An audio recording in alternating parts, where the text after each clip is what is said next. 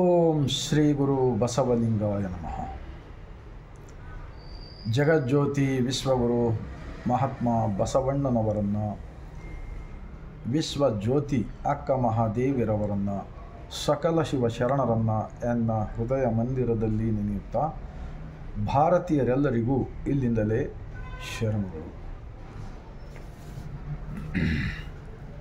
ಒಂದು ಮಹಾತ್ಮ ಬಸವಣ್ಣನವರ ವಚನ.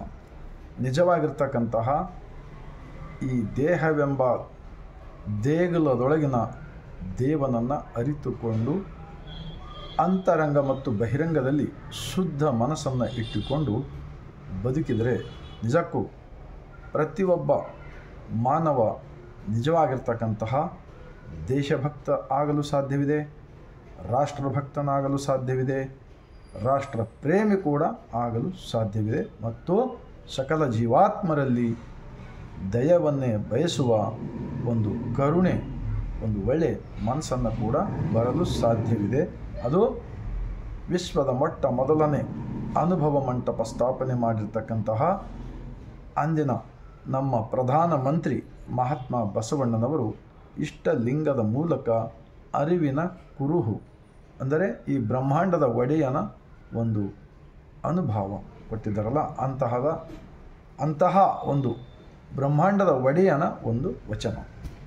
ಅಂತಹ ಒಡೆಯ, ಅಂತಹ ಜಗದೀಶ ಎಲ್ಲರ ಒಳಗೆ ಇದ್ದಾನೆ ಎಂತಕ್ಕಂಥ ಭಾವನೆ ಅರಿತುಕೊಂಡು ಆತ್ಮಸಾಕ್ಷಿಯಿಂದ ಅರಿವೇ ಗುರು, ಕಾಯಕವೇ ಕೈಲಾಸ, ದೇಹವೇ ದೇವಸ್ಥಾನ, ಇದೇ ಫೈನಲ್.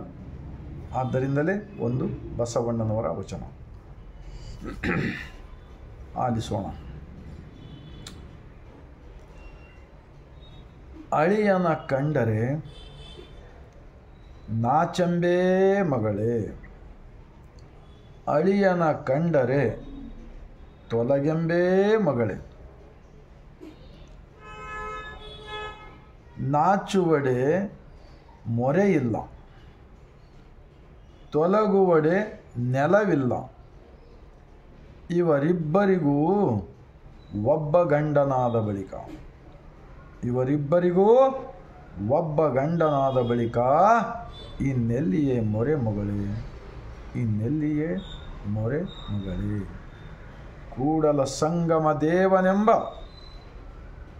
ಇಡೀ ಬ್ರಹ್ಮಾಂಡದ ಒಡೆಯ ಕೂಡಲ ಸಂಗಮ ದೇವನೆಂಬ ಗಂಡನಾದ ಬಳಿಕ ಇನ್ನೆಲ್ಲಿಯೇ ಮೊರೆ ಮಗಳೇ, ಇನ್ನೆಲ್ಲಿಯೇ ಮೊರೆ ಮಗಳೇ.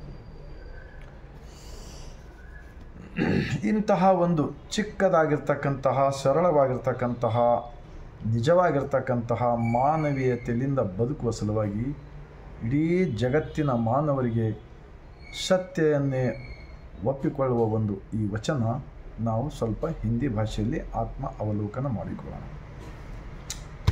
अड़ियन कंडरे नाचंबे मगड़े, जैसे कि शादी हो जाता, दोनों नया जोड़ी होते, उस वक़्त अगर जब लड़की माँ का घर को जाता है, फिर बाद में वो लड़की का मर्द बुलाने को जाता समझो, उस वक़्त उस लड़की ने थोड़ा शर्म करती रहती है.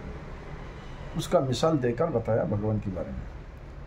तो उनका माँ क्या कहते हैं, देखो तुम्हारा मालिक आ रहा है, तुम्हारे घर वाले आ रहे हैं, तुम अंदर के कमरे में जाओ, ऐसा बोलते थे.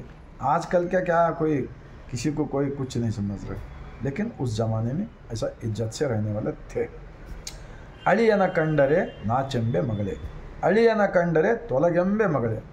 तो फिर क्या बोलती है लड़की का माँ, देखो तुम्हारा मर्द आए, जाओ अंदर के कमरे में जाओ, रेस्पेक्ट दो, ऐसा. तो शर्माते ना ऐसा. तो आगे क्या बोलते हैं इसका मिसाल देकर महात्मा बसवण्ण जी, नाचुवड़े मोरेइल्ला, जो शर्म करते ना, इसको कहाँ छुपाने को आता, अंदर मालूम होता ना, इसको ऐसा आड़ा कुछ भी लगाने को नहीं आता. त्वलगुवड़े नेलविल्ला, अब अंदर का जो सृष्टि का मालिक है ना, इनको कहाँ जाने को आता. हर इंसान का अंदर उन्होंने बसा हुआ है, उन्होंने अंदर ही रहेगा. दुनिया तमाम रहने वाला मालिक सबके अंदर ही रहता. उनको ऐसा जैसे कि हम यहाँ पर बैठे, यहाँ से उठ के उधर जा सकते, लेकिन अंदर का मालिक हमेशा साथ में ही रहेगा। ತೊಲಗೋಡೆ ನೆಲವಿಲ್ಲ ಇವರಿಬ್ಬರಿಗೂ ಒಬ್ಬ ಗಂಡನಾದ ಬಳಿಕ, ये दोनों को भी एक मर्द, जैसे कि औरत को मर्द है, मर्द को औरत है, तो दोनों को भी एक मर्द। कौन सा मर्द? जिस दोनों को बनाया, मूर्ति बनाया ना, उन सबके माँ के गोद में, उनको दोनों को भी मेरा सृष्टि का मालिक मेरा अंदर है, ऐसा कबूल करने के वास्ते ಇವರಿಬ್ಬರಿಗೂ ಒಬ್ಬ ಗಂಡನಾದ ಬಳಿಕ, दोनों को भी एक ही मर्द के रूप में हो, माँ के रूप में हो और सृष्टि का मालिक के रूप में हो, सब कुछ अंदर है। ಇನ್ನೆಲ್ಲಿಯೇ ಮೊರೆ ಮಗಳೇ, ಇವರಿಬ್ಬರಿಗೂ ಗಂಡನಾದ ಬಳಿಕ ಇನ್ನೆಲ್ಲಿಯೇ ಮೊರೆ ಮಗಳೇ। आगे क्या बोलते हैं? ये दोनों को भी शर्माने का, छुपाने का, ये वो कुछ नहीं, दोनों भी अपना अंदर का मालिक को एक बार गच पकड़ लिया ना, इन्हों कहाँ छुपा सकते हो। और आगे क्या बोलते हैं महात्मा बसवಣ್ಣ जी? ಕೂಡಲ संगम देवनेंब गंडनाद बಳಿಕ, इडೀ ब्रह्मांड का मालिक के अंदर मेरा अंदर है, मेरा मर्द के रूप में है, मेरा माँ के रूप में है, मेरा पिताजी के रूप में है, मेरा कोई भी, मैं किसी के साथ कुछ भी झूठ ही नहीं बोल सकता, कुछ भी छुपा नहीं सकता, वैसा मालिक सबका अंदर है ना। ಕೂಡಲ ಸಂಗಮ ದೇವನೆಂಬ ಒಬ್ಬ ಗಂಡನಾದ ಬಳಿಕ ಇನ್ನೆಲ್ಲಿಯೇ ಮೊರೆ ಮಗಳೇ। देखो ऐसे वचन आज का दिन बहुत ज़रूरी है। आज का देश के अंदर, भारत देश के अंदर जो बाबा लोग हैं ना, बहुत नमूने के बताते हैं। एक तरफ माँ को और पिताजी को भगवान के समान देखो, साक्षात भगवान है, ऐसा बोलते प्रवचन बोलते वक्त, और बाद में भगवान कहाँ हैं? उनको एक मूर्ति बनाकर, मंदिर बनाकर वहाँ पर यात्रा करना और उधर से और पैसा वसूल करना। ये दो जबान के लोग हैं ना, ये दो जबान वाले जितने भी बाबा लोग हैं जो प्रवचन बोलने वाले हैं, उन लोगों को सबको मेरा एक रिक्वेस्ट है, विनंती है, महात्मा बसवಣ್ಣ जी का 12वीं शताब्दी में का अनुभव मंडप के वचन पढ़ो, और पढ़कर अगर देश के लोगों का भला चाहते हो तो ये सही रास्ते पर तुम भी चलो और दूसरों को बोलो। दो नमूने के बात नहीं करना।